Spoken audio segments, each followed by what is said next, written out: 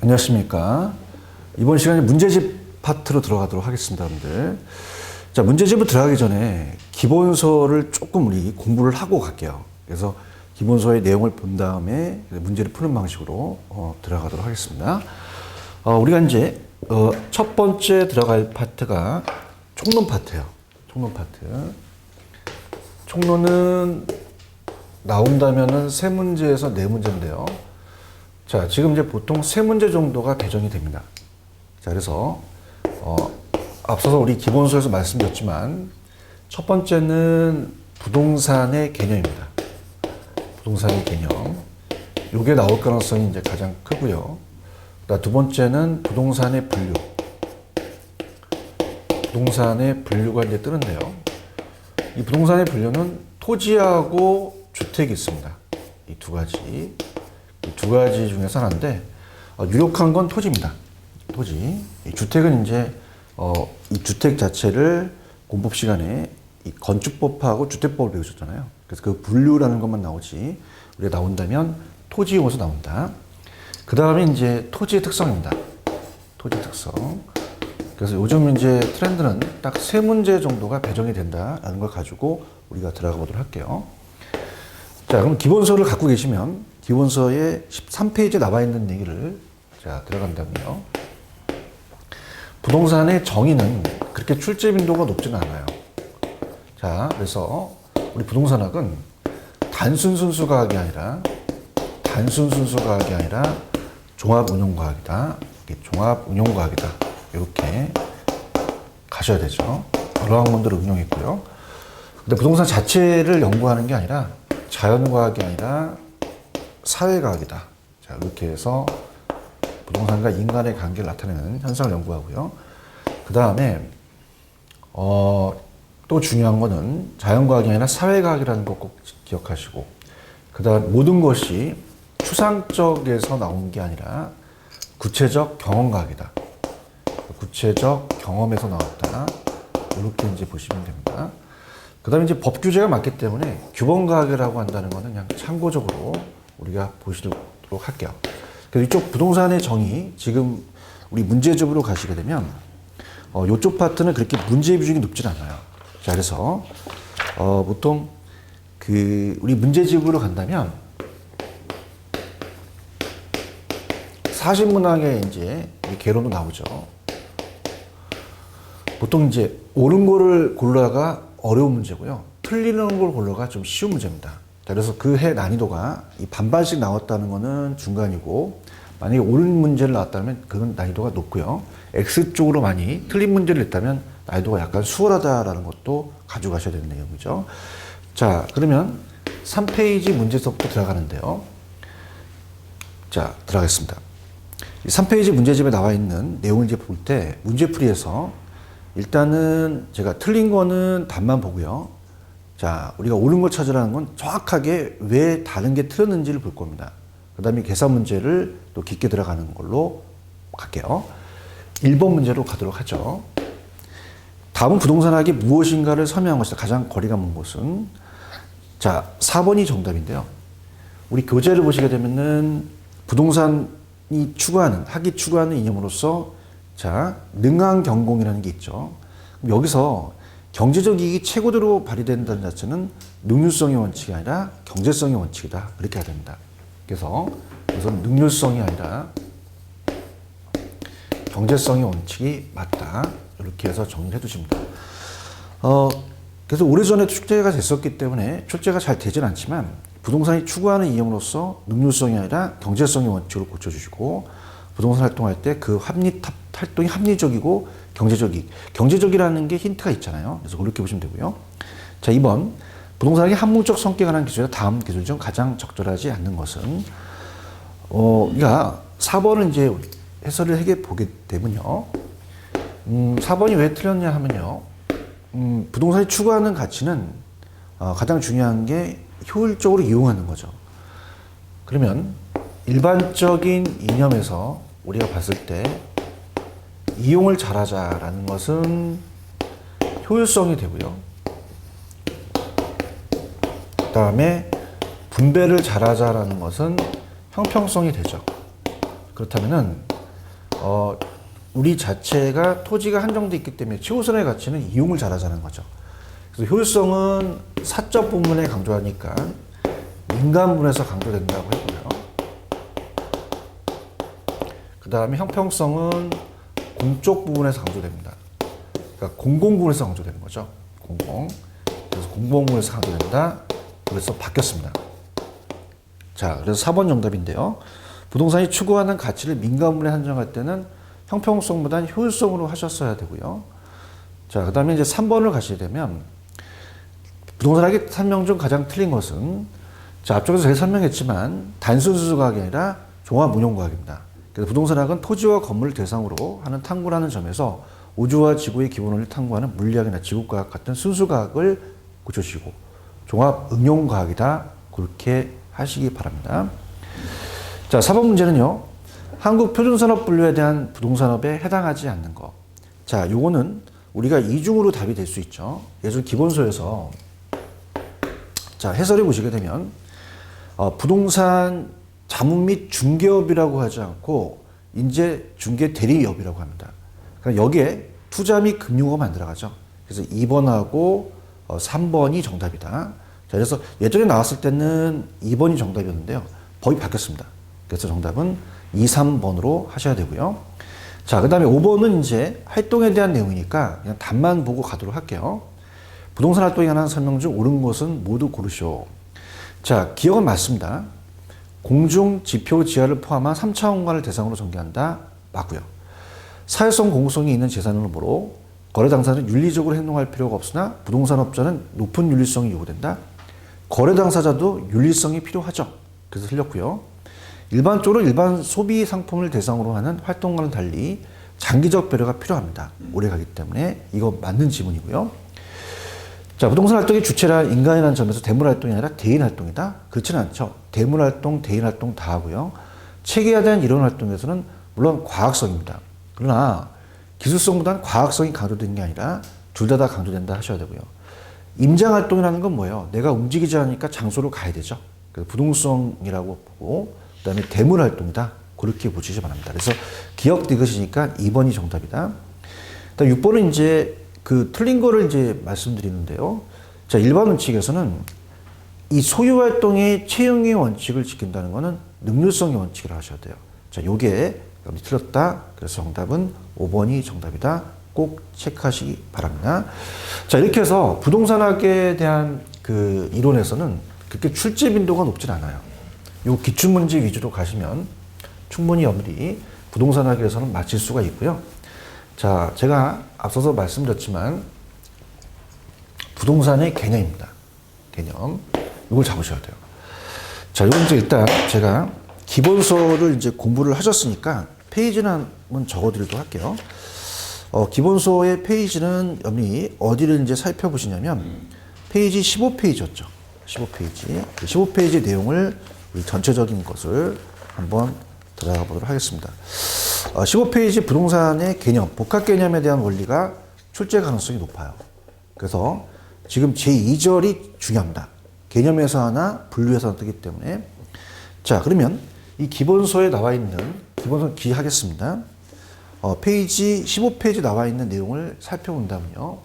전체적인 내용을 이제 우리가 비교 한번 해보죠. 복합 개념의 부동산이 중요합니다. 복합 개념의 부동산. 개념이 복합되어 있다는 거죠. 그래서 부동산의 개념에서 한 문제가 나옵니다. 자, 복합 개념이라는 자체가 토지도 하나의 그 부동산이잖아요. 자, 이건 이제 복합 개념의 부동산으로서 부동산학적 관점으로 보는 거죠. 법률적, 자, 법률적, 그 다음에 경제적, 그 다음에 기술적으로 봅니다. 항상 암기하실 때 법경기로 암기를 하시고요. 우리 기본 강의 때 기술적이라는 건 눈에 보이기 때문에 유형적 측면입니다. 유형. 자, 이건 눈에 보이지 않기 때문에 무형적이죠. 그럼 기술적은 이제 물리적이라는 단어를 쓰고요. 물리적이라는 단어를 쓰고 어떤 단어가 이제 출제될 가능성이 크냐면 자, 공간이 보이고요. 자연이기도 하고 환경이기도 하고 또 하나의 위치이기도 합니다. 네 가지 이 기출문제 키워드고요. 자, 경제적은 제가 약간 야매로 자, 가격 관련돼서 COC 들어간다고 했죠. 자산. 근데 자본도 COC 들어간다고 보이대요. 자기 자본도 자산에 들어가니까. 그 다음에 토지는 건설회사가 토지를 주택을 생산할 때는 생산 요소로 사용하고요. 생산재로 사용합니다. 또한 소비재일 수도 있고요. 또 상품으로서 우리가 팔죠. 자, 이런 단어는 경제학적 관점이기 때문에 여기 내용을 본다면 이거는 COC 들어간다고 보셔야 돼요. 그러니까 CO 들어가는 게 경제적이다. 이렇게 본다면 좀 빨리 풀 수 있습니다. 그 다음에 이제 보통 이제 암기기법이 기술이라는 자체는 우리 맹자 공자가 있잖아요. 그래서 공자님의 건강 상태, 한의에 대해서 기술하시오. 이렇게 암기해 보세요. 그래서 이렇게 암기하시고요. 자, 법률 쪽은 두 가지가 있어요. 협의와 강의가 있습니다. 그럼 협의의 부동산이라는 것은 좁게 보죠. 그래서 민법까지만 본다고 말씀드렸고요. 민법까지만 봅니다. 그래서 우리 토지 및 그 정착물이라고 하죠. 토지 및 그 정착물이라고 합니다. 자, 그 다음에 광의 부동산입니다. 광의는 넓게 보거든요. 광의 부동산. 그래서 협의의 부동산을 민법을 포함시고요. 법을 넓게 보다 보니까 중부동산이라는 게 들어가요. 그래서 의제 중부동산이라는 게 들어갑니다. 이렇게 봅니다. 자, 요게 중요하죠. 각각 개별법에 나와 있죠.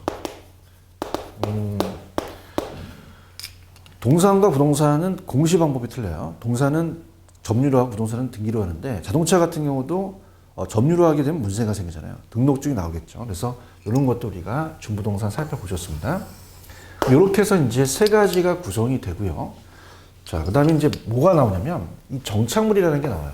정착물. 정착물을 토지 및 그 정착물이다 보니까 항상 일시적이 아니라 계속적이라는 말이 중요하죠. 계속적으로 정착이 돼 있어야 되고요. 그럼 민법에서 말하는 거와 학교에서 말하는 게 약간 틀리거든요. 자, 민법에서는 토지 정착물 얘기합니다. 토지 정착물. 그래서 두 가지를 물어볼 거예요. 문제에서. 자, 우리 이 거래 시 토지에 부착이 돼서 토지에 항상 부착이 돼서 계속적으로 정착이 돼 있어야 되죠. 원래는 동산이었으나. 그러면은 거래 시 같이 따라갈 수도 있고 독립적으로 될 수 있다. 우리 민법 시간에 배우셨거든요. 자, 그러면 토지와 다른 부동산을 볼 수 있고 토지의 일부를 볼 수 있습니다. 그럼 다른 부동산을 볼 수 있다는 게 건물은 별도 등기를 하죠. 자, 그 다음에 이 소유권 보존 등기를 합니다. 임목도 보존 등기를 한다면 이것도 등기된 임목도 들어가고요. 그 다음에 명인방법을 같이 기죠. 명인방법, 명백히 인식. 그래서 이게 홍길동이라는 거 명시한다면 독립적으로 봐요. 그래서 또 권원에 의하여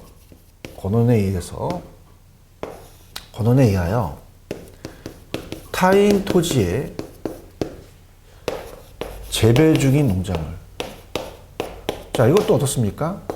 갑돌이가 을돌이한테 땅을 빌려서 권원에 의해서 재배 중인 농작물도 독립된 걸로 봐야 되죠. 근데 우리 시험 문제에 국어라는 게 나왔어요. 그거는 이 작은 도랑이라고 수로부지라고 작은 수로부지라고 공시법 시간에 배우잖아요. 그래서 이거는 국어는 따로 봐야 된다. 이렇게 문제를 확인할 거고요. 자, 그 다음에 이제 과실이라는 게 자연과실과 인공과실이라는 게 있죠. 인공과실이 있습니다. 토지를 매도해요. 매도자가 매수자한테 토지를 넘길 때 자연과실은 나무나 여러 해 나는 다년생 식물 같은 경우는 그냥 산에 나니까 통째로 넘겨서 정착물로 간주해서 일부러 옵니다. 근데 경작 수확물은요. 자, 경작을 요구하죠. 경작 수확물은 경작을 수확해서 우리가 분리시키다 보니까 이 토지의 일부가 아니라 이제 간주되는 게 아니라 분리돼서 동산으로 따로 봅니다. 자, 그래서 요거는 벼, 보리, 옥수수 뭐 이런 것들, 이런 것들은 동산으로 강조한다. 그러니까 동산의 3종 세트가 있어요. 동산의 3종 세트. 자, 임차자 정착물은 동산으로 가죠. 동산으로 가고요. 그 다음에 지금 보았던 경작 수확물. 그 다음에 세 번째가 가식 중의 수목입니다. 거짓 가짜 써서 요거는 가식 중의 수목 같은 경우는 임시로 심은 묘목 같은 게 되겠죠. 이런 건 동산의 3종 세트가 나올 수가 있다. 그 다음에 이제 제거라는 자체가 나오는데요. 나중에 이제 물리적으로 제거하여도, 물리적으로 생략 되거든요. 제거하여도 효용이나 기능에 손실을 주면 정착물로 간주해서 부동산 정착물로 간주하는데요. 자, 어떻습니까? 만약에 효용의 손실이 없다. 그럼 형광등 같은 거는 이걸 띄게 되면 건물의 효용 손실이 나잖아요. 정착물인데 뒤에는 이제 연대 벽시계 같은 거는 정착물로 간주하지 않아서 동산으로 간다. 이렇게 보시면 합니다. 자, 그럼 문제를 풀면서 갈게요. 자, 6페이지 갑니다. 우리 문제집. 제2절 부동산의 개념 및 분류. 자, 다음은 부동산의 개념에 관한 설명이다. 적절하지 아닌 거 이렇게 돼 있죠. 자, 요거는 이제 오른쪽에 보시면은 3번이 정답이에요. 협의의 부동산을 포함한 공시장을 갖춘 독립된 거래의 개체로 인정되는 광의 부동산이라고 합니다. 자, 이건 협의가 민법이고 광의가 중부동산 합치잖아요. 자, 그러면 이 공시장을 갖춘 독립된 거래가 개체로 인정되는 게 이제 중부동산이다 보니까 이건 이 법률 쪽입니다. 계율법이니까. 그래서 경제적이 아니라 법률 쪽으로 고쳐주고요. 그 다음 토지 용어는 이따가 제가 묶어서 해드리고 부동산의 개념만 좀 잡도록 하겠습니다. 자, 지금 우리가 1번을 풀었죠. 그럼 넘기시면은 4번으로 갑니다. 자, 옳은 지문이니까 다 보도록 하죠. 다음에 부동산의 개념에 관련된 있는 내용을 설명하시다. 옳은 것은 자, 조부님의 부동산과 의제 부동산 합쳐서 광의 부동산이라고 했죠. 자, 이건 광의 부동산이 들어갑니다. 들어가고요. 자, 민법에서 규정하고 있는 토지 정착물은 의제 부동산이다. 아니죠. 협의죠. 그다음에 부동산학에서 부동산의 개념을 부동산 활동의 범위를 확정시켜준다. 자, 부동산학에서 활동을 할 때 법 경계를 알아야 되잖아요. 그 범위를 또 확정시켜준다. 이렇게 보시면 되고요. 선박, 공장자당, 중기부동산은 자, 이거는 우리 의제 중부동산이잖아요. 그럼 협의가 아니라 광에 들어간다고 하셨죠. 그래서 이거는 협의 부동산에 속하는 게 아니라 중부동산에 속하며 광의 부동산에 속한다. 자, 우리 민법에서 어업권이라는 걸 배우십니다. 그래서 어업권이란 수산업법에 의하여 면허 또는 허가를 받아 일정한 공유수면의 수산 동식물을 독점적 배타적으로 채취, 포획 및 양식할 수 있는 권리예요. 등기 등록 공시 방법을 갖춤으로써 부동산에 준하여 취급하거든요. 그래서 이건 민법 문제인데 민법의 토지에 관한 규정을 준용해 볼 수 있다고 보셔야 됩니다. 자, 5번에 가시면은 자, 가장 적절하지 않는 거 봤죠? 임차인의 정착물 3번.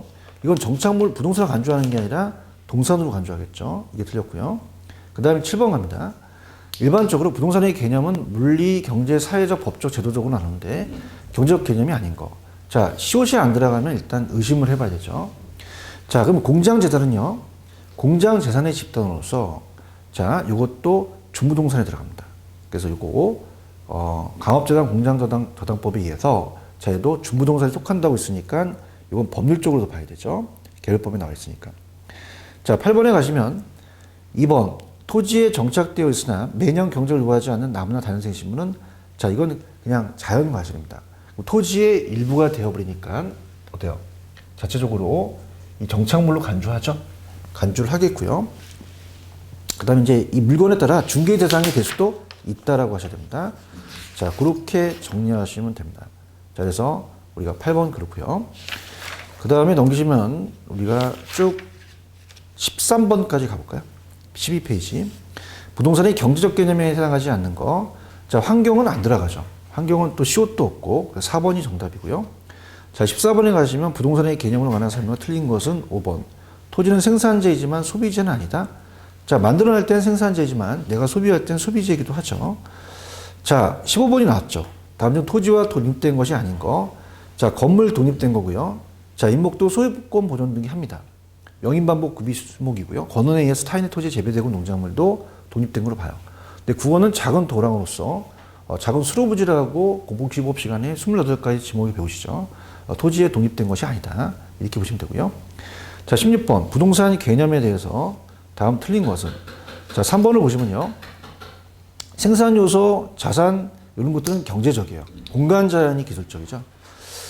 그렇게 보시면 되고요. 17번은 민법 문제가 또 이게 감정평가 시험 문제 나왔던 문제거든요.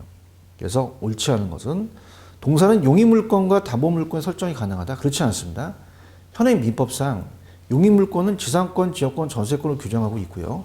지상권, 지역권의 개체는 토지를 전세권의 개체는 부동산으로 동산을 개체한 용의물권을 인정되지 않고 있습니다. 자, 이렇게 보시면 되고요. 자, 넘기시면 이제 18번으로 갑니다.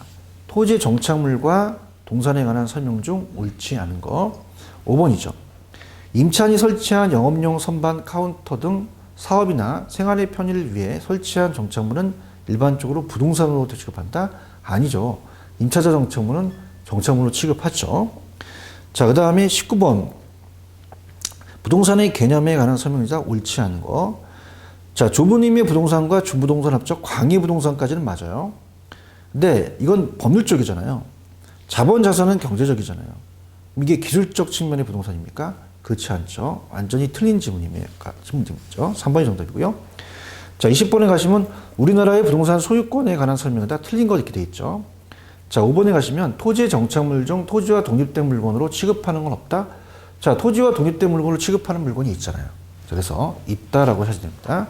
저렇게 해서 20번도 5번이 정답이다. 그렇게 가져가시면 돼요. 자, 그 다음에 이제 나머지 것들은 이제 주택과 토지의 용어에서 설명을 할 거고요. 이 부동산의 개념만 지금 보기 위해서는 들어가는데요. 특히 20페이지로 가시면은, 그 30번 문제가 있잖아요. 그래서 한국표준산업분류상 부동산 관리업의 분류칙에 세부에서 예시되지 않는 것은 사업시설 유지관리라는 건 없습니다. 4번이 정답이라는 거 꼭 체크하시고요. 그 다음에 32번 갑니다. 부동산의 개념에 관한 설명이 옳지 않는 거. 자, 5번. 임목에 관한 법률에 소유권 부정 등이라는 임목은 토지와 분리하여 양도할 수 없다? 있죠. 그래서 토지와 분리하여 양도할 수 없다가 아니라 있다라고 지셔야 합니다. 그래서 소유권 보존 등기를 한 임목은 중부동산으로서 토지와 독립한 정착물로 취급됩니다. 토지에 분리돼서 양도할 수 있다라고 하셔야 돼요. 자, 이렇게 정리해 두시면 될 것 같습니다.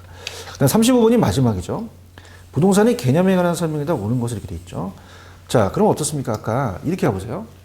공자, 환희, 기술이라는 건 시옷이 안 들어갔잖아요. 근데 얘네 5가지 시옷 들어갔죠. 이렇게 보신다면 경제에서 시옷 들어가구나. 그럼 자본, 그 다음에 자본도 자산에 들어가니까 그 다음에 자본, 자산, 소비재, 생산요소 이렇게 들어가야 되고요. 공자, 환희, 기술. 그래서 공간, 자연, 환경, 위치니까 정답은 2번이 정답이다. 그렇게 가져가시면 됩니다. 자, 이렇게 해서 부동산의 개념은 그 정도만 보시면 돼요. 그래서 그렇게 보시고 문제를 우리가 한 문제 맞히는 걸로 가져가셔야 되고요. 자, 그러면 지금 남아있는 시간은 이제 토지 용어는 제가 다음 시간에 보도록 하겠습니다. 근데 지금 딱 보기 좋은 건 주택의 분류거든요. 주택의 분류를 조금 요 남은 시간에 또 활용하는 게 좋아요. 그래서 토지에 대한 용어는 제가 다음 시간에 해드리겠고요. 우리가 기본서로 한번 가볼까요? 자, 기본서로 가시게 되면 어디에서 제가 이제 주택의 분류를 설명했냐면요. 넘겨볼게요. 주택의 분류가 이제 나온다 그래서 제가 이제 여러분들이 그 페이지 33입니다. 자, 기본서는 제가 기본서 이렇게 표현하죠. 34로 가서 주택의 분류예요. 주택의 분류. 자, 그래서 보통은 이제 우리 건축법상과 그 주택법상이 있는데 건축법상이 나올 가능성이 있는 게 4개가 있거든요. 그 공간과 기숙사는 주택법에서 빠집니다. 자, 그래서 제가 주택의 분류를 이렇게 갔죠. 단독과 공동이 있습니다. 아파트는 뭡니까? 공동입니다. 자, 그래서 연세대 기숙사. 연세대 기숙사, 저쪽에 이제 연세대 기숙사가 보여요. 자, 그러면 아파트라는 거 이렇게 해보시고요. 연립, 그 다음에 다세대 기숙사죠. 그럼 단독은 단독이 있는데 단독은 잘 안 나오고요. 다중과 다가구가 있습니다. 그럼 얘와 얘를 구분하는 문제를 4개가 됐고요. 그 다음에 이제 다 바닥 면적이에요. 근데 얘는 5계층 이상이라는 게 나와요. 5계층 이상. 자, 층수가 얘가 더 높죠. 그 다음에 얘네들은 다 4계층 이하입니다. 자, 우리가 3계층이죠. 층수가 낮으니까. 3계층 이하고, 그 다음에 얘네들은 다 4계층 이하예요. 4계층 이하.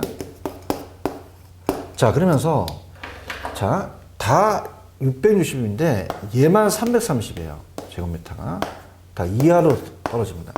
그럼 330 나오면 무조건 다중 찍으셔야 돼요. 그 다음에, 다른 건 다 660입니다. 이하 되고요.